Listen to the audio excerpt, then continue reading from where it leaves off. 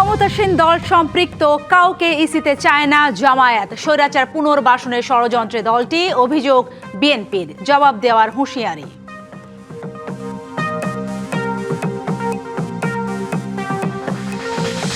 ছাত্রদল, যুবদল ও এনসিপির পাল্টাপাল্টি কর্মসূচিতে হবিগঞ্জ শহরে উত্তেজনা। পরিস্থিতি নিয়ন্ত্রণে ৩ প্লাটুন বিজিবি মোতায়েন।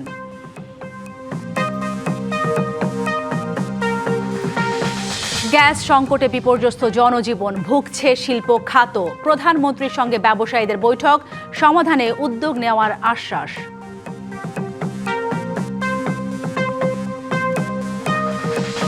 নির্দিষ্ট মামলা না থাকলে শোন অ্যারেস্ট নয়, হাইকোর্টে এমন রায়, আপিল বিভাগে স্থগিত। ৪ সপ্তাহের মধ্যে রুল নিষ্পত্তির নির্দেশ।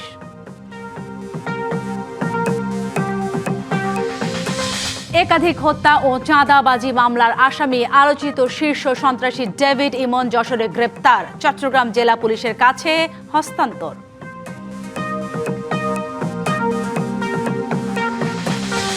এবং জাপানের কিউশু দ্বীপে ধসে পড়া ভবনে এখনো আটকা অনেকে। উদ্ধারে জোর তৎপরতা। ৭.১ মাত্রার ভূমিকম্পে প্রাণহানি বেড়ে ১৩।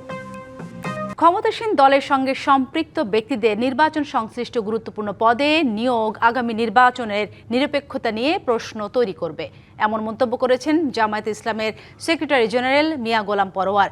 একই সঙ্গে স্থানীয় সরকার নির্বাচনে এমপিওভুক্ত শিক্ষকদের প্রার্থী হওয়ার সুযোগ বাতিলের বিরোধিতাও করছে দলটি।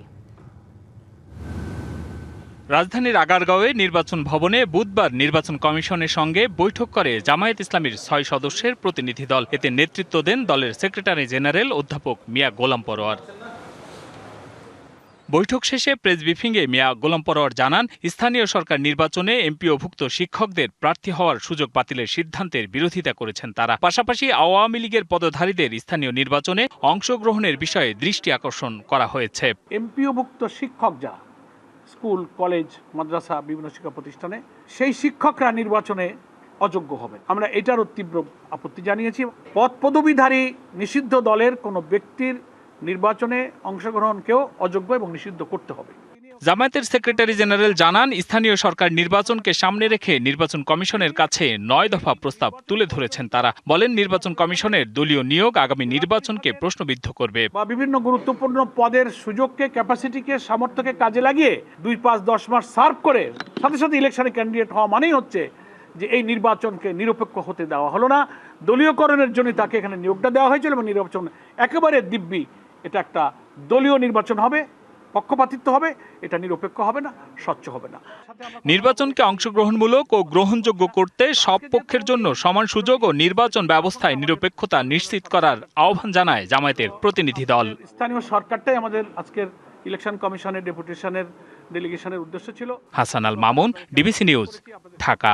স্বৈরাচারকে পুনর্বাসন করার জন্য যারা উঠে পড়ে লেগেছে তাদেরকে রাজপথে উপযুক্ত জবাব দেওয়ার হুঁশিয়ারি দিয়েছেন সমাজ কল্যাণ মন্ত্রী ডাক্তার AZM জাহিদ হোসেন। আর দলটির অন্য নেতারা বলছেন, বিএনপি যাদের রাজনীতি করার সুযোগ করে দিয়েছে তারাই আজ বিএনপির বিরুদ্ধে ষড়যন্ত্র করছে। বুধবার দুপুরে রাজধানীর ডিপ্লোমা ইঞ্জিনিয়ার্স ইনস্টিটিউশনে ছাত্রদলের সাবেক সাধারণ সম্পাদক ও স্বেচ্ছাসেবক দলের সাবেক সভাপতি শফিউল বারী বাবুর ৬ষ্ঠ মৃত্যুবার্ষিকীতে স্মরণ সভার আয়োজন করে শফিউল বারী বাবু স্মৃতি সংসদ। এ সময় শফিউল বারী বাবুর রুহের মাগফিরাত কামনা করেন বিএনপি নেতারা। বলেন, দীর্ঘ ১৭ বছর সর্বোচ্চ নির্যাতন সয়েছে বিএনপির নেতাকর্মীরা। এখন রাজনীতি করার সুযোগ পেয়ে বিএনপির বিরুদ্ধেই ষড়যন্ত্র করছে একটি দল। সর্বোচ্চ নির্যাতনের শিকার হয়েছে বিএনপি নেতাকর্মীরা। সেই দলের বিরুদ্ধে যারা ষড়যন্ত্র করছেন আজকে মাঠে ময়দানে, বিএনপিকে এই সমস্ত পরাজিত শক্তি, ৭১-এ যাদের ভূমিকা, বিতর্কিত ভূমিকা, যাদেরকে এই দেশের মানুষ রাজাকার হিসাবে চিহ্নিত করেছে, তারা বিএনপিকে ফেলে দিতে চায়। বিএনপি এর থেকে কঠিন পরিস্থিতি মোকাবেলা করি আজকে এই জায়গায় আসছে, তাই এগুলো নিয়ে কোনো ভাবার কোনো কারণ নাই। বিএনপি নেতা কর্মী জনগণই সেরা রাজপথে তাদেরকে জনগণের রাজনৈতিকভাবে আমরা প্রতিহত করব, সেই প্রস্তুতি আমাদের আছে, সেইভাবে আমাদের দেশ চালাচ্ছে। জামায়াতে ইসলামীর দিকে ইঙ্গিত করে সমাজ কল্যাণ মন্ত্রী ডাক্তার জাহিদ হোসেন বলেন, অহেতুক মানুষকে উত্তেজিত করে দেশকে বিপদে ফেলে স্বৈরাচারকে পুনর্বাসনের ষড়যন্ত্র বিএনপি রুখে দেবে। রাজনীতির মাঠে আপনি গালিগালাজ করবেন আর সবাই চুপচাপ সাধারণ মানুষ বসে থাকবে, এটা তো চিন্তা করার কোনো কারণ নেই। অহেতুক মানুষকে উত্তেজিত করে দেশকে বিপদগ্রস্ত করা এবং স্বৈরাচারের রাস্তাকে খুলে দেওয়ার যে ষড়যন্ত্রে আপনারা নেমেছেন, তাদেরকে রাজপথে যথাযথ জবাব দেওয়া হবে। বাক স্বাধীনতা মানে মুখে যা আসবে তাই বলা শোভনীয় নয় বলেও মন্তব্য করেন সমাজ কল্যাণ মন্ত্রী। বিএনপির নেতা কর্মীরা জীবিত থাকা অবস্থায় বাংলাদেশে বাস্তবায়ন হওয়ার কোনো সুযোগ নাই। অজিত সরকার, ডিবিসি নিউজ, ঢাকা। আইন শৃঙ্খলা পরিস্থিতি নিয়ন্ত্রণে হবিগঞ্জে 3 প্লাটুন বিজিবি মোতায়েন করেছে প্রশাসন। এই বিষয়ে আরও জানাতে সরাসরি যুক্ত হচ্ছেন সহকর্মী সনি আহমেদ চৌধুরী। সনি, জানতে চাই হবিগঞ্জে এখনকার পরিস্থিতি কেমন দেখতে পাচ্ছেন, সেই সাথে আরেকটি বিষয় জানাবেন, যে কোনো অনাকাঙ্ক্ষিত পরিস্থিতি এড়াতে প্রশাসন কতখানি তৎপর? হবিগঞ্জে কিন্তু এনসিপি এবং বিএনপি ছাত্রদল যুবদলের যে পাল্টাপাল্টি কর্মসূচি, এই কর্মসূচিকে ঘিরে হবিগঞ্জে আজ সকাল থেকেই থমথমে অবস্থা বিরাজ করছে। বিশেষ করে হবিগঞ্জ জেলা প্রশাসনের পক্ষ থেকে এই থমথমে পরিস্থিতি নিয়ন্ত্রণে আনতে 144 ধারা জারি করা হয়েছে। সকাল থেকেই বিভিন্ন গুরুত্বপূর্ণ মোড়ে পুলিশ, বিজিবি, র্যাব তারা কিন্তু তাদের টহল জোরদার করেছে। আমরা দেখেছি র্যাব, বিজিবি, পুলিশ হবিগঞ্জ শহরের যে গুরুত্বপূর্ণ মোড় রয়েছে সেখানে তারা অবস্থান নিয়ে জনসাধারণকে সতর্ক করছেন এবং 144 ধারা মেনে যাতে তারা চলাফেরা করেন সেই দিকে আহ্বান করছেন। আমরা কিছুক্ষণ আগেই জানতে পেরেছি হবিগঞ্জের যে প্রবেশ মুখ মৌলভীবাজার থেকে এনসিপির নেতৃবৃন্দ হবিগঞ্জে আসার পথে হবিগঞ্জ প্রবেশ মুখ মুছাইবাজার নামক স্থানে পুলিশ কিন্তু তাদের গাড়ি বহরকে আটকে দিয়েছে। সেখানে নাহিদ ইসলাম, সার্জিস আলম, নাসির উদ্দিন পাটোয়ারি সহ কেন্দ্রীয় নেতৃবৃন্দ এখানে করছেন। পুলিশ তাদেরকে হবিগঞ্জে আসতে বাধা দিচ্ছে বলে তারা অভিযোগ করেছেন। আমি এই মুহূর্তে আছি হবিগঞ্জ সার্কিট হাউসের সামনে। এনসিপি নেতৃবৃন্দরা জানিয়েছিলেন যে কেন্দ্রীয় নেতৃবৃন্দরা হবিগঞ্জে পৌঁছার পর সার্কিট হাউসে আসার পর তারা মূলত সাংবাদিকদের সঙ্গে সার্বিক বিষয়ের উপর কথা বলবেন। আমরা কথা বলেছিলাম সুপারের সঙ্গে, তিনি জানিয়েছেন যে ইতিমধ্যে বিএনপি, ছাত্রদল, যুবদল এবং এনসিপির নেতৃবৃন্দের সঙ্গে তারা কথা বলেছেন যাতে 144 ধারা তারা মেনে চলেন এবং যাতে তারা 144 ধারার যে বিধি নিষেধ রয়েছে সেইগুলো তারা মেনে প্রশাসনকে সহযোগিতা করেন। তো এই ছিল আমার কাছে সবশেষ। ধন্যবাদ আপনাকে। রাজশাহী বিশ্ববিদ্যালয়ের রাকসু ও শিবির নেতাদের বিরুদ্ধে কেন্দ্রীয় গ্রন্থাগারে 3 শিক্ষার্থীকে মারধরের ঘটনায় প্রতিবাদ জানিয়ে বিচারের দাবিতে মানববন্ধন হয়েছে। দুপুরে বিশ্ববিদ্যালয় কেন্দ্রীয় গ্রন্থাগারের সামনে রাজশাহী বিশ্ববিদ্যালয়ের শিক্ষার্থীবৃন্দ ব্যানারে এই কর্মসূচির আয়োজন করা হয়। মানববন্ধনে শাখা ছাত্রদলের সভাপতি সহ শীর্ষ নেতারা উপস্থিত ছিলেন। আগামী 10 দিনের মধ্যে হামলাকারীদের ছাত্রত্ব বাতিল এবং বিচারের আওতায় আনা, যেসব রাকসু প্রতিনিধি হামলার সাথে জড়িত তাদেরকে সংশ্লিষ্ট পদ থেকে অপসারণ ও বহিষ্কার করা সহ 5 দফা দাবি জানানো হয়। জঙ্গি যখন তাকে নির্যাতন করে তার বিচার আমি ছাত্রদল। নির্দিষ্ট মামলা না থাকলে কোনো ব্যক্তিকে শোন অ্যারেস্ট, গ্রেপ্তার কিংবা অন্য কোনোভাবে হয়রানি করা যাবে না।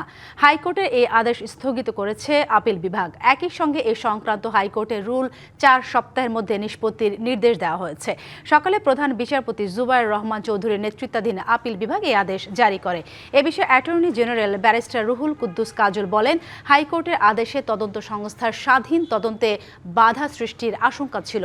এমন আইন থাকলে আইন শৃঙ্খলা বাহিনীর কাছে কারো বিরুদ্ধে সুনির্দিষ্ট প্রমাণ থাকলেও ব্যবস্থা নেওয়ার সুযোগ থাকতো না। আপিল বিভাগের রায়ে সেই বাধা দূর হয়েছে।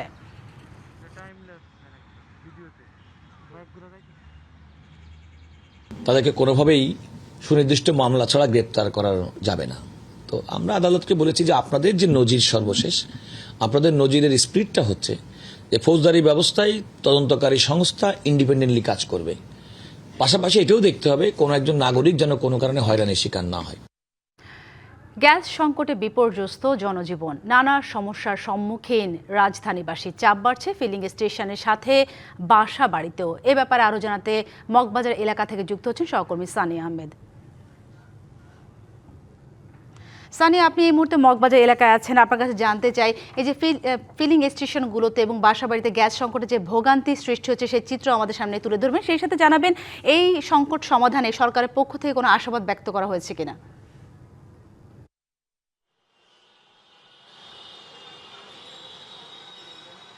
সাথে আমরা এই মুহূর্তে রয়েছি মগবাজারে। এখানে ঘন্টার পর ঘন্টা এখানে লাইনে যে সারি তৈরি হয়েছে সেটি একদম মগবাজার থেকে শুরু করে আরও অনেক দূর চলে গেছে, প্রায় 1.5 থেকে 2 কিলোমিটার। এখানে আমি কয়েকজন চালকের সাথে কথা বলেছি, তারা বলছিল প্রায় 5 থেকে 6 ঘন্টা ধরে এখানে তারা অপেক্ষা করছেন। এই যে দীর্ঘ সারির কারণে যে তাদের যে সময় অপচয় হচ্ছে তাতে তাদের আয়ে অনেকটা প্রভাব ফেলছে বলে তারা অনেকেই বলছেন।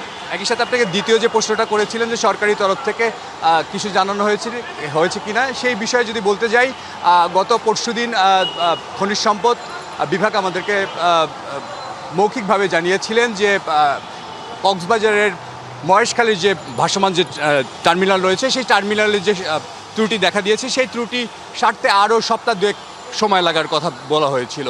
তবে এই মুহূর্তে যে সংকটটা, সেই সংকটটা কিন্তু প্রতিদিনই আস্তে আস্তে করে সংকটটা বাড়ছে এবং সেই সংকট বাড়ার ফলে চালকরা, বিশেষ করে যারা সিএনজি অটো চালিত যে রিক্সাগুলো রয়েছে সেই তাদের জীবনযাত্রায় স্বাভাবিকভাবে আয়ে একটি বিশেষ প্রভাব পড়েছে। অর্থাৎ প্রত্যেক দিনই তাদের 2 থেকে 3 বার যে সিএনজি গ্যাস নিতে হচ্ছে, তাই সেখানেই তাদের প্রায় 8 থেকে 10 ঘন্টা সময় চলে যাচ্ছে। সেই ক্ষোভের কথাই তারা জানাচ্ছিলেন। একই সাথে ব্যক্তিগত গাড়ির কথা যদি জানাই, সেই গাড়িতেও তাদের প্রায় 3 থেকে 4 ঘন্টা করে সময় অতিবাহিত করা লাগছে। আমি একজন সিএনজি চালিত একজন ড্রাইভারের সাথে যদি কথা বলি, আপনি কতক্ষণ ধরে ওয়েট করছেন, কী ধরনের সমস্যায় পড়তে হচ্ছে আপনাদের? আমরা তো এখানে মার্শাল্লাহ 2টা বাজে সিরিয়াল দিছি, তো এখনও গ্যাস পাই কিনার সন্দেহ আছে, তার কারণ লাইনে গ্যাস নেই। মেশিন টাইনা উঠে ক্যাপচার করতে পারে না, 2-3টা গাড়ি দেওয়ার পর প্রেসার পড়ে যায়। তো দেখছি এই মগবাজার এরিয়ায় ডাইনে বায়ে অনেক পাম্প বন্ধ করে দিচ্ছে, তারা চালু করতেছে না। আর সিএনজির মেনলি কারণ কি, অনেক পাম্পে সিএনজিকে কোনো গ্যাস দেয় না, খালি একটা মাত্র পাম্পে সব সিএনজির মানে প্রাইভেট আর সিএনজি একই সমান। এখানে খুব ভালো প্রেসারও পাওয়া যায়, এখানে সব সময় থাকে। ধন্যবাদ। শুনছিলেন সাথী, এই যে সংকটের কথা বলছে, এই আমি অনেক ফিলিং স্টেশন ঘুরে দেখেছি, তারাও অনেক ফিলিং স্টেশনগুলোতে এই সিএনজি চালিত যে রিক্সাগুলো রয়েছে সে তাদেরকে ঢুকতে দিচ্ছে না। এবং একই সাথে যে দ্বিতীয় প্রশ্নটা করেছিলেন যে বাসা বাড়ির যে গ্যাসের সংকট, সেই সংকটটাও কিন্তু বাড়ছে। তো সাথী, এই ছিল আমার কাছে সর্বশেষ তথ্য। ধন্যবাদ আপনাকে। এখনও গ্যাসের সংকট কাটেনি, তাতে জনজীবনের পাশাপাশি ভুগছে শিল্প খাত। বুধবার বস্ত্র খাতের ব্যবসায়ীদের সংগঠন বিটিএমএ নেতারা প্রধানমন্ত্রী তারেক রহমানের সঙ্গে দেখা করে শিল্পে গ্যাস সংকটের সমাধান চেয়েছেন। প্রধানমন্ত্রী সমাধানে উদ্যোগ নেওয়ার আশ্বাস দিয়েছেন বলে জানিয়েছেন তারা। গ্যাস সংকটে চলছে না কারখানার মেশিন, কাজ না থাকায় নেই শ্রমিকদের কোলাহল। এমন অবস্থা ঢাকার আশেপাশের শিল্পাঞ্চলে। যেখানে গ্যাস প্রেসার থাকে 20-25, সেখানে গ্যাস প্রেসার আছে মাত্র 2-3। এই কারণে মেশিন সবসময় বন্ধ থাকতেছে, প্রোডাকশন উৎপাদন ব্যাহত হচ্ছে। এই নিয়ে বুধবার সচিবালয়ে প্রধানমন্ত্রী তারেক রহমানের সঙ্গে বৈঠক হয় Bangladesh textile mill association BTM এর নেতাদের। পরে বিটিএম এর সভাপতি জানান, টেক্সটাইল খাতের সমস্যা সমাধানে উদ্যোগ নেওয়ার আশ্বাস দিয়েছেন সরকার প্রধান। উনি 2টো অফিসারিও স্থাপন করবেন বলে বলেছেন এবং এটা নিয়ে বহির্বিশ্বে ওনাদের আলোচনাও চলছে। আজকে উনি সবাইকে মিটিংয়ে রেখে উনি কথা কম বলেছেন, খালি শুনেছেন। উনি চেষ্টা করছেন বোঝবার জন্য এবং উনি বোঝেন, আরও বোঝবার জন্য, আমাদেরকে বোঝবার জন্য, আমাদের মাইন্ডসেট বোঝার জন্য উনি বসছেন এবং আমি বিশ্বাস করি উনি একটা সুরাহা করবেন। কিন্তু আমাদের অনেক কিছু আমাদের অনুকূলে নেই। শিল্পে গ্যাস সংকটের জন্য অতীতে সময়োপযোগী সিদ্ধান্ত না নেওয়াকে দায়ী করেন বিটিএম এর সভাপতি। গ্যাসের যে সংকটটা আছে এটা তো নতুন সংকট না, এটা অনেক পূর্বের। আপনার সময়োপযোগী সিদ্ধান্তগুলো নেওয়া হয়নি বলেই আজকে এই সংকটটা। মহেশখালীর একটি ভাসমান এলএনজি টার্মিনালের ত্রুটির কারণে প্রায় 1 সপ্তাহ ধরে বিঘ্নিত হচ্ছে গ্যাস সরবরাহ, যার নেতিবাচক প্রভাব পড়েছে জনজীবন থেকে শুরু করে শিল্প কারখানাগুলোতেও। মেহের মনি, ডিবিসি নিউজ, ঢাকা। চট্টগ্রামের শীর্ষ সন্ত্রাসী মোবারক হোসেন ওরফে ডেভিড ইমনকে যশোর থেকে গ্রেপ্তার করেছে পুলিশ। মঙ্গলবার রাত ৩টার দিকে যশোরের ধুমধুমপুর এলাকা থেকে তাকে গ্রেপ্তার করা হয়। যশোর ও চট্টগ্রাম জেলা পুলিশ যৌথভাবে এই অভিযান পরিচালনা করে। তাকে চট্টগ্রাম জেলা পুলিশের কাছে হস্তান্তর করা হয়েছে। গোয়েন্দা তথ্যের ভিত্তিতে চেকপোস্ট বসিয়ে ধুমধুমপুর এলাকা থেকে ডেভিডকে গ্রেপ্তার করা হয়েছে বলে জানায় চট্টগ্রামের পুলিশ সুপার। তার বিরুদ্ধে হত্যা, চাঁদাবাজি, জমি দখল সহ 15টি মামলা রয়েছে। আত্মগোপনে থেকে দীর্ঘদিন ধরে সে ফোনে হুমকি দিয়ে ব্যবসায়ীদের কাছ থেকে চাঁদা দাবিসহ নানা অপকর্ম করে আসছিল। বিদেশে পালিয়ে থাকা আরেক শীর্ষ সন্ত্রাসী সাজ্জাদের অনুসারী এই David. National telecommunication monitoring centre এনটিএমসির সাবেক মহাপরিচালক জিয়াউল আহসানের মিরপুর ডিওএইচএস এর ফ্ল্যাটে অভিযান চালিয়েছে দুর্নীতি দমন কমিশন দুদক। সংস্থাটির উপপরিচালক মোহাম্মদ হাফিজুল ইসলামের নেতৃত্বে নির্বাহী ম্যাজিস্ট্রেট সহ একটি টিম বরখাস্ত এই সেনা কর্মকর্তা ফ্ল্যাটে ইনভেন্টরি কার্যক্রম চালায়। অভিযানে তার বাসায় থাকা বিভিন্ন সম্পদ ও আসবাবপত্রের পরিমাপ করা হয়। এর আগে গত 20 জুলাই নারায়ণগঞ্জের জিয়াউলের জলসিঁড়ি আবাসন প্রকল্পে ডুপ্লেক্স ফ্ল্যাটে অভিযান চালায় দুদক। ওই ফ্ল্যাট থেকে সাদা সোনা, আসবাবপত্র, ইলেকট্রনিক সামগ্রী, অলংকার, শোপিস, ব্যবহার্য সামগ্রী সহ বিভিন্ন সম্পদ পাওয়ার কথা জানায় দুদক। জ্ঞাত আয় বহির্ভূত সম্পদ অর্জন ও অর্থ পাচারের অভিযোগে 2025 সালে 23 জানুয়ারি জিয়াউল আহসানের বিরুদ্ধে মামলা করে দুদক। আওয়ামী লীগ সরকার পতনের পর জিয়াউল আহসানকে চাকরি থেকে বরখাস্ত করা হয়। 2024 সালে 15 আগস্ট রাজধানী খিলক্ষেত এলাকা থেকে জিয়াউল আহসানকে গ্রেপ্তার করা হয়। বর্তমানে তিনি কারাগারে।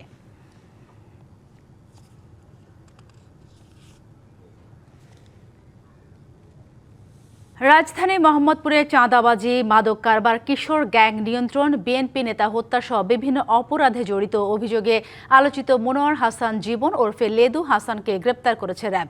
গেল রাতে মোহাম্মদিয়া হাউজিং সোসাইটিতে বিশেষ অভিযান চালিয়ে ধরা হয় তাকে। র্যাব বলছে 32 মামলা আসামি লেদু হাসানে বিএনপি নেতা বাদশাকে হত্যার জন্য আসামি পারভেজকে অস্ত্র দেন। মোহাম্মদপুরে ত্রাস ও তালিকাভুক্ত সন্ত্রাসী মনোয়ার হোসেন ওরফে লেদু হাসান, তার বিরুদ্ধে চাঁদাবাজি, মাদক কারবার, জমি দখল, কিশোর গ্যাং মদত দেয়া সহ অভিযোগের তালিকা বেশ লম্বা। র্যাব জানায় মোহাম্মদপুরের নবোদয় হাউজিং ইউনিট বিএনপির সাধারণ সম্পাদক আবুল বাশার বাদশা হত্যায় জড়িত অভিযোগে লেদুকে গ্রেপ্তার করা হয়েছে। একসময় বিএনপির রাজনীতিতে সক্রিয় থাকলেও নানা অপকর্মের কারণে দল থেকে বহিষ্কার করা হয় লেদুকে। নবোদয় হাউজিং ইউনিট বিএনপির সাধারণ সম্পাদক আবুল বাশার বাদশা ছুরিকাঘাত হয়ে নিহত হন। উক্ত হত্যা মামলার অন্যতম অভিযুক্ত মনোয়ার হোসেন লেদু ওরফে লেদু হাসান। লেদু হাসানই বাদশাকে হত্যার জন্য মূল হত্যাকারী পারভেজকে অস্ত্র সরবরাহ করেছিল। তার বিরুদ্ধে রাজধানীর বিভিন্ন থানায় 32টি ফৌজদারি মামলা রয়েছে। হত্যা, মাদক, অস্ত্রসহ 32 মামলার আসামি মনোয়ার হোসেন ওরফে লেদু হাসানকে আটক করেছে র্যাব 2। প্রতিনিয়ত অত্র এলাকাবাসীগণ তার বিরুদ্ধে চাঁদাবাজি, সন্ত্রাসী কর্মকাণ্ড, কিশোর গ্যাংয়ের পৃষ্ঠপোষকতা ইত্যাদি বিষয়ে র্যাবের নিকট ফোনে অভিযোগ জানিয়ে থাকে। ভুক্তভোগীগণ চাইলে তার বিরুদ্ধে এখন প্রয়োজনীয় আইনগত পদক্ষেপ নিতে পারে। র্যাব আরও দাবি করে নানা সময়ে আলোচিত মোহাম্মদপুরে আগের তুলনায় ছিনতাই, চাঁদাবাজি ও সন্ত্রাসী কার্যক্রম কমে এসেছে। আমরা তো আমাদের মতো করে যাচ্ছি, আমরা তো স্যাটিসফাইড। এখন সবাইকে তো স্যাটিসফাইড করা আমাদের পক্ষে সম্ভব না। Farhaduzzaman, DBC news, Dhaka. প্রধানমন্ত্রী তারেক রহমানের জন্য শুভেচ্ছা উপহার হিসেবে 780 কেজি আনারস পাঠিয়েছেন ভারতের ত্রিপুরা রাজ্যের মুখ্যমন্ত্রী ডক্টর মানিক সাহা। বুধবার 100টি বক্সে মোট 600 পিস আনারস আখাউড়া ইন্টিগ্রেটেড চেকপোস্ট দিয়ে বাংলাদেশে প্রবেশ করে। 0 পয়েন্টে ত্রিপুরা সরকারের প্রতিনিধির কাছ থেকে আনারস ও প্রয়োজনীয় কাগজপত্র গ্রহণ করেন চট্টগ্রামে নিযুক্ত ভারতীয় সহকারী হাই কমিশনের অ্যাসিস্ট্যান্ট কনসুলার অফিসার পঙ্কজ জ্যোতি দাস ও কর্মকর্তা সজীব চক্রবর্তী। কর্মকর্তারা জানান উভয় দেশের মধ্যে বন্ধুত্বের সম্পর্ক রয়েছে। বন্ধুত্ব ও মৈত্রীর এই সম্পর্ক যেন এগিয়ে যায় এবং বাণিজ্যিক সম্পর্ক যেন আরও মজবুত হয়, সেজন্য ত্রিপুরার মুখ্যমন্ত্রীর পক্ষ থেকে বাংলাদেশের প্রধানমন্ত্রীকে আনারস পাঠানো হয়েছে। মাত্র $50,000 লিয়াজো অফিস খুলে সার্ভিস চার্জ বাবদ বিপুল অর্থ নিয়ে যাচ্ছে বিদেশি প্রতিষ্ঠানগুলো। দেশীয় শিল্পের সুরক্ষায় তাদের ন্যূনতম বিনিয়োগ $5 থেকে $10 মিলিয়ন উন্নীত করার দাবি উঠেছে। সংশ্লিষ্টদের মতে এতে বছরে ফ্রেট খাতে ব্যয় হওয়া $9 বিলিয়ন অন্তত $2 বিলিয়ন দেশেই রাখা সম্ভব। নীতি সংস্কার ও লজিস্টিক্স খাতে সুরক্ষা নিয়ে centre for strategic research CSR এর গোলটেবিল আলোচনায় উঠে আসে এসব প্রস্তাব। বিশ্ব বাণিজ্যের বড় হাব হলেও দেশের শিপিং, ফ্রেট ও কুরিয়ার খাত এখন বিদেশি আগ্রাসনের কোণঠাসা। পর্যাপ্ত মূলধন বিনিয়োগ ছাড়াই অবাধে সুযোগ পাওয়ায় দেশে হাজার কোটি টাকা সার্ভিস চার্জ চলে যাচ্ছে বিদেশে।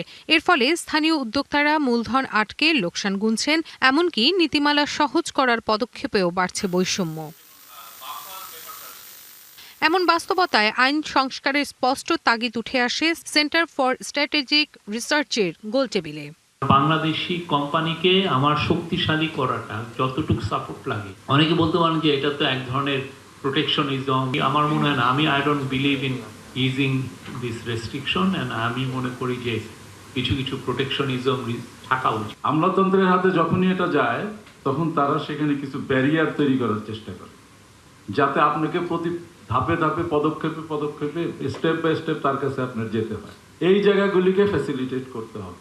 বিদেশি কোম্পানির দাপট কমাতে ফ্রেট ফরওয়ার্ডিং এবং C&F সহ 4 উপখাতেই অন্তত 60% দেশীয় মালিকানা ধরে রাখার কথা বলছেন ব্যবসায়ীরা।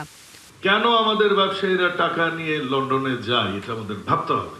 কেন সুইস ব্যাংকের টাকা নিয়ে রাখে, কেন এই দেশে রাখে না, এটা আমাদের ভাবতে হবে। এবং রাজনীতিবিদদের ভাবতে হবে, সাংবাদিকদের ভাবতে হবে, বিজনেস লিডারদের ভাবতে হবে। লজিস্টিক্সের কোনো যদি নীতিমালা প্রণয়ন হয় এদেশে, অবশ্যই লজিস্টিক্স সংশ্লিষ্ট মানুষদেরকে নিয়েই করতে হবে।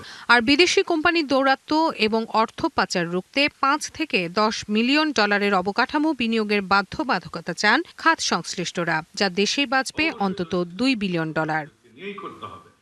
Rifat Tasnova, DBC news, Dhaka.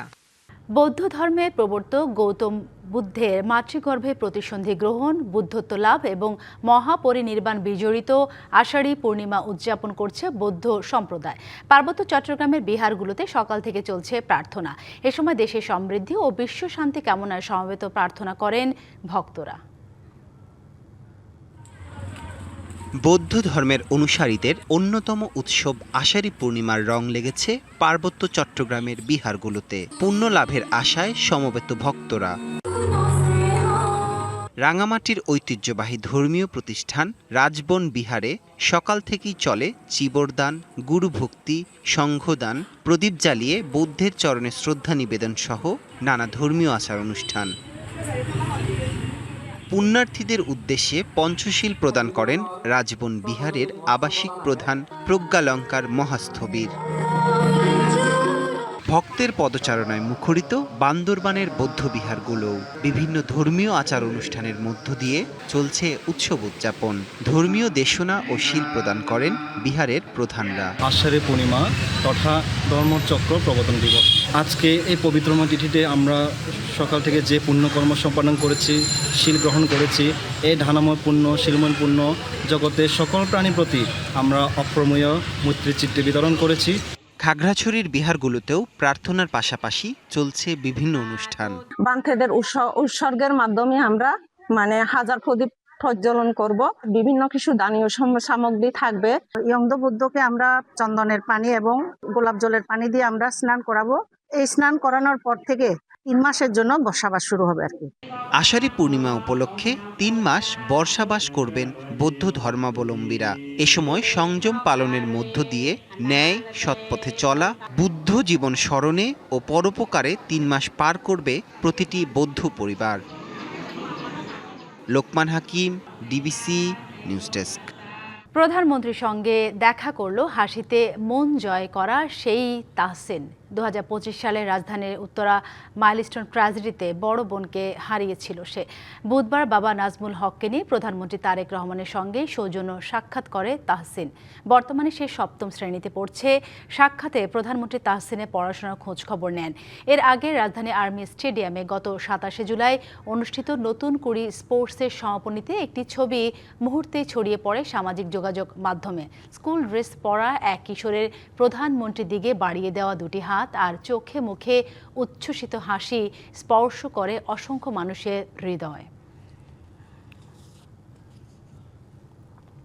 সুপে পাওয়া গেছে তেলাপোকা। অস্বাস্থ্যকর পরিবেশে তৈরি হচ্ছিল খাবার, সঙ্গে মেয়াদোত্তীর্ণ পণ্যের ছড়াছড়ি। এসব অভিযোগে চট্টগ্রামের হান্ডি রেস্তোরাঁকে 1 লাখ টাকা জরিমানা করেছে জাতীয় ভোক্তা অধিকার সংরক্ষণ অধিদপ্তর। এর আগেও একই অভিযোগে জরিমানার মুখে পড়েছিল প্রতিষ্ঠানটি। পরবর্তীতে অনিয়ম ধরা পড়লে প্রতিষ্ঠান সিলগালাসহ কঠোর আইনগত ব্যবস্থা নেওয়ার হুঁশিয়ারি ভোক্তার। রান্নাঘরেই অস্বাস্থ্যকর পরিবেশ, ছড়িয়ে ছিটিয়ে আছে খাদ্য সামগ্রী। সুপে মিলল তেলাপোকা, পাওয়া গেল নানা মেয়াদ উত্তীর্ণ পণ্য। বুধবার সকালে বন্দরনগরীর দামপাড়ায় হান্ডি রেস্তোরাঁয় ভোক্তা অধিকারের অভিযানে দেখা মিলল এই দৃশ্যের। প্রতিষ্ঠানটিকে 1 লাখ টাকা জরিমানা করা হয়। তাদের অপরিষ্কার অপরিচ্ছন্নতা পেয়েছি, এখানে দুর্গন্ধ ছড়াচ্ছে, আর খাবারে তেলাপোকা পেয়েছি। তো আর কিছু মেয়াদ উত্তীর্ণ প্রোডাক্ট আমরা পেয়েছি। তারা দাবি করছে যে মেয়াদ উত্তীর্ণ প্রোডাক্টটা তারা ব্যবহার করছে না। খাবারের মান ও পরিচ্ছন্নতার এমন বেহাল দশায় বিস্মিত ক্রেতারা। 200 টাকা খরচ করে আসছি যে ভালো খাবার খাওয়ার জন্য, কিন্তু এসে দেখতেছি মোবাইল কোড চলতেছে এবং এই পরিমাণ খাবারগুলো তো আসলে খাওয়া যায় না। জিনিসগুলো মোবাইল কোডের আসলে তাদের ধরন চেঞ্জ করা উচিত। এই যে 50,000 1 লাখ টাকা আসলে তাদের জন্য এগুলো কোনো কিছুই না, এক বেলার কামাই। তো 1 লাখ টাকা না দিয়ে কীভাবে এগুলোকে চেঞ্জ করা যায়, আরও ভালো করা যায়, আরও হাইজিনিক করা যায়, এরকম কিছু প্রসিডিউর মেনটেন্স করানো উচিত তাদের দিয়ে। এর আগেও একই অভিযোগে জরিমানার মুখে পড়েছিল হান্ডি রেস্তোরাঁ। আমাদেরকে যে সাজেশনগুলো দেওয়া হয়েছিল আগে, আমরা অধিকাংশ ফিল আপ করছি। মহিলাটা আসলে এটা কন্টিনিউ ইয়াতে হইতে থাকে, কিন্তু আমাদেরকে আরও সতর্ক হইতে হবে। এ অবস্থায় ভবিষ্যতে অনিয়ম ধরা পড়লে প্রতিষ্ঠান সিলগালাসহ কঠোর আইনগত ব্যবস্থা নেয়ার হুঁশিয়ারি দিয়েছেন কর্মকর্তারা। শুধু চোখের দেখায় ময়লা নাই সেটা না, জীবাণুমুক্ত হবে। আর আপনার এখানে তো জীবাণু ঠিক করতেছে। আমি আজকে চূড়ান্ত সতর্ক করলাম ভাই, নেক্সট টাইম যদি আপনার এখানে ময়লা আবর্জনা পাই, আমি এরকম না কোনো রকমের যদি অবস্থা দেখি আমি কিন্তু প্রতিষ্ঠান সিল করে দেবো, প্রতিষ্ঠান বন্ধ করে দেবো। DBC news desk. প্রতিদিন আপনি যে তাজা মাছ আর বোতলের পানি খাচ্ছেন তা কি নিরাপদ? আন্তর্জাতিক চিকিৎসা সাময়িকী দ্য ল্যান্সেট এবং the new England journal of মেডিসিনের গবেষণা দিচ্ছে মারাত্মক সতর্কবার্তা। অজান্তেই প্রতিদিন শরীরে ঢুকছে অদৃশ্য 20 মাইক্রোপ্লাস্টিক, যা রক্তনালীতে জমে স্ট্রোক ও হার্ট অ্যাটাকের ঝুঁকি বাড়িয়ে দিচ্ছে 4 গুণ পর্যন্ত। কিভাবে শরীরে তৈরি হচ্ছে এই মরণ ব্যাধি? দেখতে 5 মিলিমিটারের চেয়েও ছোট বা তিলের দানার মতো, কিন্তু এর ভয়াবহতা অকল্পনীয়। পানির বোতল বা পলিথিন রোদে জলে ভেঙে তৈরি হয় এই মাইক্রোপ্লাস্টিক। নদী থেকে সাগরে ছড়িয়ে পড়া এই প্লাস্টিক খাচ্ছে সামুদ্রিক মাছ, আর সেই মাছ পানীয় জল ও লবণের মাধ্যমে এই বিষাক্ত কণা সোজা চলে আসছে খাওয়ার পাতে। খাবারের সাথে শরীরে ঢুকে ঠিক কী ক্ষতি করছে এই কণাগুলো? স্বনামধন্য চিকিৎসা সাময়িকী the new England journal of মেডিসিনের এক গবেষণায় দেখা গেছে মাইক্রোপ্লাস্টিক পরিপাকতন্ত্র ভেদ করে সরাসরি রক্তে মিশে যায়, এরপর রক্তনালীতে জমে স্বাভাবিক রক্ত প্রবাহ বন্ধ করে দেয়। চিকিৎসকরা বলছেন এর ফলে হার্ট অ্যাটাক ও স্ট্রোকের ঝুঁকি বেড়ে যায় প্রায় 4 গুণ।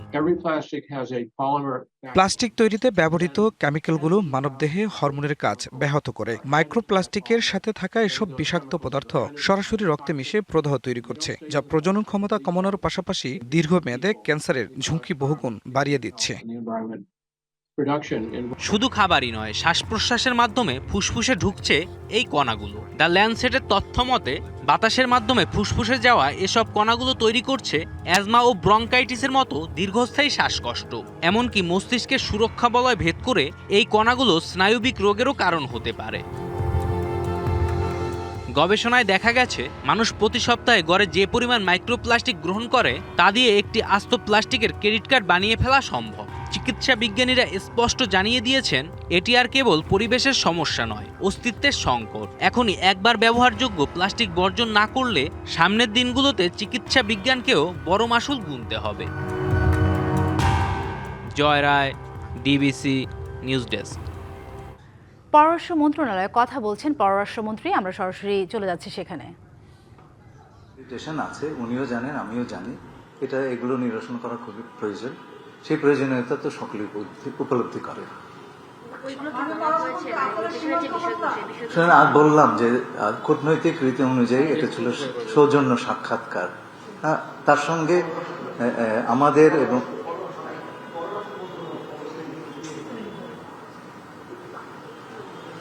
কূটনৈতিক রীতি অনুযায়ী এটা ছিল একটা সৌজন্য সাক্ষাৎকার।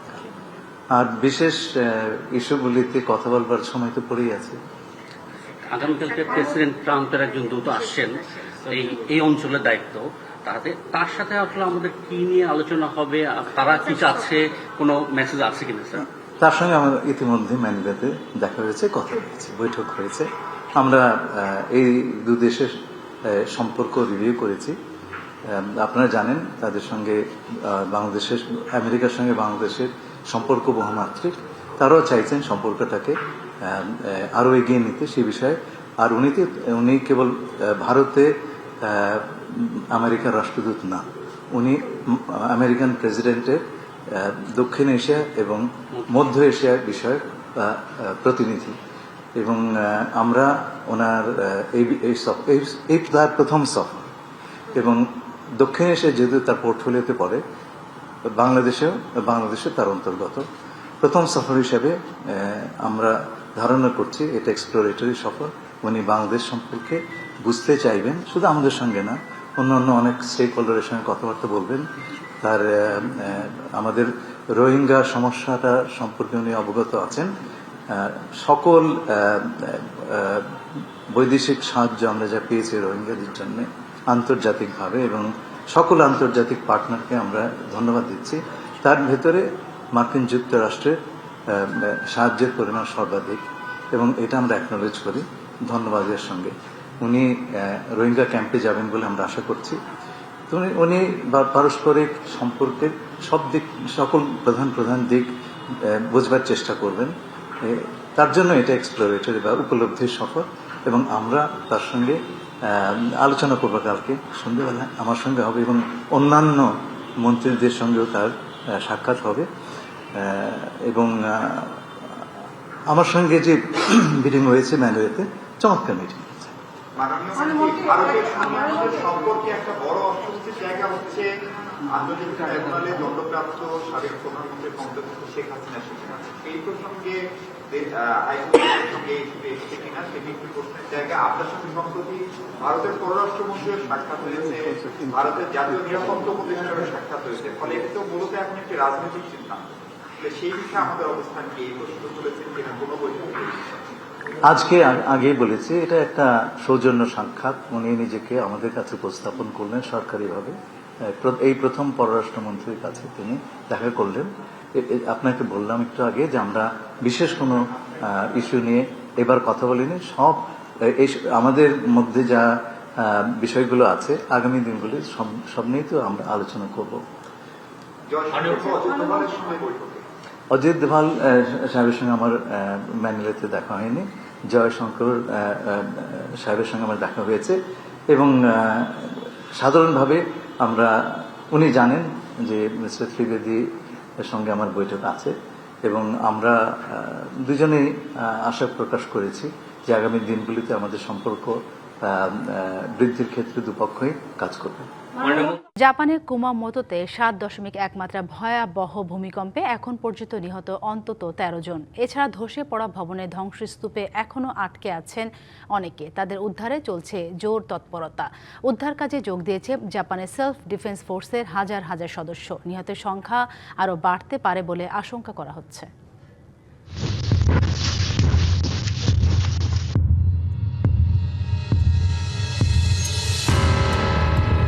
পাখির চোখে দেখা ধ্বংসস্তূপের এই চিত্রটি জাপানের কিউশু দ্বীপের বাড়িঘরের। মঙ্গলবার বিকেলের 7.1 মাত্রার ভূমিকম্পের মুহূর্তেই ধসে পড়ে এসব বাড়িঘর। কম্পনের ভয়াবহতায় কয়েকটি বাড়িতে ধরে যায় আগুন। ভূকম্পনটিতে সবচেয়ে বেশি ক্ষতিগ্রস্ত হয়েছে কাশিমা শহরের একটি শপিং মল। ছাদ ধসে পড়ে আটকা পড়েন ভেতরে থাকা অনেকে। কিভাবে বলবো, আমার মনে হচ্ছিল যেন আমার শরীরটা শূন্যে ভাসছে। এক মুহূর্তের জন্য আমি বুঝতে পারিনি এটা একটা ভূমিকম্প ছিল। ভূমিকম্পের পরপরই শুরু হয় উদ্ধার অভিযান। রাতভর অভিযান চালিয়ে বেশ কয়েকজনকে জীবিত উদ্ধার করা হয়। এছাড়া একটি কাগজ কারখানার চিমনি ভেঙে পড়েও ঘটে প্রাণহানির ঘটনা। এখন পর্যন্ত আমরা 13 জনের মৃত্যুর বিষয়টি নিশ্চিত হয়েছে।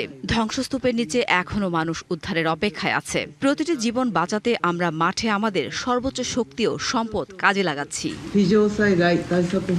ভূমিকম্পের তীব্রতায় ভেঙে পড়ে মহাসড়কের সেতু। রাস্তার বিভিন্ন জায়গায় ধরেছে ফাটল। বিদ্যুৎ বিচ্ছিন্ন কিউশু শহরের কয়েক হাজার ঘরবাড়ি। দেশটির আবহাওয়া দপ্তর বলছে এক সপ্তাহে এই অঞ্চলে আরও শক্তিশালী আফটারশক অনুভূত হতে পারে। জারি করা হয়েছে ভূমিধসের সতর্কতাও। বড় ধরনের বিপর্যয় ঠেকাতে সরিয়ে নেয়ার নির্দেশ দেওয়া হয়েছে সেখানকার বাসিন্দাদের। খান মোহাম্মদ মুকুল, ডিবিসি নিউজ ডেস্ক। বিসিবিতে চলছে কার্যনির্বাহী কমিটির সভা। যোগ দিয়েছেন পরিচালনা পরিষদের সদস্যরা। বেলা 3টায় বোর্ড সভা শুরু হওয়ার কথা থাকলেও শুরু হয়েছে নির্ধারিত সময়ের বেশ কিছুটা পরে। বোর্ড সভার আলোচনায় রয়েছে ওয়ানডে দলের অধিনায়ক পরিবর্তন। মেহেদী মিরাজের পরিবর্তে ওয়ানডে নেতৃত্ব পেতে পারেন লিটন দাস। ব্যাটিং ও পেস বোলিং কোচ নিয়োগ নিয়েও আসতে পারে সিদ্ধান্ত। ভারতের বাংলাদেশ সফরের নিরাপত্তা ও সুযোগ সুবিধার বিষয় থাকবে আলোচনার টেবিলে। এছাড়া ঘরোয়া লিগের নতুন ক্যালেন্ডার তৈরি, NCL T20 নাম পরিবর্তনের বিষয়ে সিদ্ধান্ত হবে। বিপিএল এর ভবিষ্যৎ নিয়েও হতে পারে আলোচনা।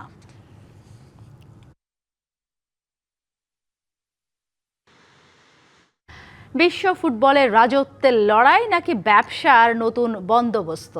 $20 বিলিয়ন মূল্যের নতুন বাণিজ্যিক সহযোগী প্রতিষ্ঠান খোলার পরিকল্পনা করেছে বিশ্ব ফুটবলের অভিভাবক সংস্থা ফিফা। তবে সেই পরিকল্পনার কথা ছড়াতেই যেন বারুদে আগুন লেগেছে ইউরোপীয় ফুটবলের নিয়ন্ত্রক সংস্থা উয়েফার সাফ কথা, ফুটবল বিক্রির কোনো অধিকার নেই ফিফা ও ইনফান্তিনোর। সবুজ মাঠের ফুটবল এখন কর্পোরেট দুনিয়ার সবচেয়ে লোভনীয় পণ্য, যেখানে টাকার ঝনঝনানি আর ক্ষমতার দাপট চলে সমান্তরালে। এবার সেই বাণিজ্যের পরিধি বাড়াতে নতুন চাল দিয়েছেন ফিফা সভাপতি জিয়ান্নি ইনফান্তিনো। নাম দেয়া হয়েছে ফিফা ফরওয়ার্ড এন্টারপ্রাইজ বা FFE। ফিফার সম্পূর্ণ নিজস্ব মালিকানাধীন এই বাণিজ্যিক সহযোগী প্রতিষ্ঠানের আর্থিক মূল্য ধরা হয়েছে আকাশচুম্বী প্রায় $20 বিলিয়ন। আর এই মহাযজ্ঞের নেপথ্যে কলকাঠি নাড়ছে মার্কিন investment giant JP Morgan. $4.2 billion তহবিল সংগ্রহে বাইরের বড় বড় পুঁজিপতিদের কাছে বিক্রি করা হবে ফিফার 20% শেয়ার। ফিফা সভাপতি ইনফান্তিনো নতুন এই উদ্যোগকে বলছেন ফুটবলের গণতন্ত্রীকরণ। তবে ইউরোপীয় ফুটবলের অভিভাবক উয়েফার চোখে এটি স্রেফ ফুটবল বিক্রির নির্লজ্জ চেষ্টা। এমন খবরে অগ্নি শর্মা উয়েফা। ফিফার এই উচ্চাভিলাষী পরিকল্পনা প্রকাশ হতেই তীব্র ক্ষোভে ফেটে পড়েছে তারা। চরম অসন্তোষ প্রকাশ করে উয়েফা জানিয়ে দিয়েছে ফিফা এমন এক সীমারেখা পার করেছে যা ফুটবলের কোনো প্রতিষ্ঠানের কখনোই করা উচিত নয়। উয়েফার করা হুঁশিয়ারি, ফুটবলের আত্মা কিংবা এর পরিচালনা কোনো বিক্রির বস্তু নয়। যদিও ফিফা আশ্বস্ত করেছে মাঠের খেলা, ক্যালেন্ডার কিংবা টুর্নামেন্টের একক নিয়ন্ত্রণ থাকবে তাদের হাতেই, কিন্তু উয়েফার সন্দেহ কাটছে না মোটেও। ইউরোপের ফুটবল লিগ, ক্লাব ও খেলোয়াড়দেরও একজোট হয়ে এই পরিকল্পনার বিরুদ্ধে রুখে দাঁড়ানোর আহ্বান জানিয়েছে তারা। একদিকে $1 বিলিয়ন হাতছানি দিয়ে 211 সদস্য দেশের মন জয়ের চেষ্টা ফিফার, অন্যদিকে ফুটবল বাঁচানোর ডাক দিয়ে উয়েফার যুদ্ধাংদেহী মনোভাব। মাঠের ফুটবল মাঠেই থাকবে নাকি কর্পোরেট পুঁজিপতিদের ড্রয়িং রুমে বন্দী হবে, সেই উত্তর দেবে সময়। তবে ফিফা উয়েফার এই মনস্তাত্ত্বিক যুদ্ধ যে ফুটবল বিশ্বকে 2 ভাগে বিভক্ত করে দিচ্ছে তা তো বলাই বাহুল্য। Naim Hamid, DBC news. DBC সংবাদে এই ছিল এখনকার মতো। ডিবিসি নিউজের সংবাদগুলো পড়তে ভিজিট করুন dbcnews.tv আর ভিজিট করুন ডিবিসির ফেসবুক পেজ এবং ইউটিউব চ্যানেল। ডিবিসির সঙ্গেই থাকুন।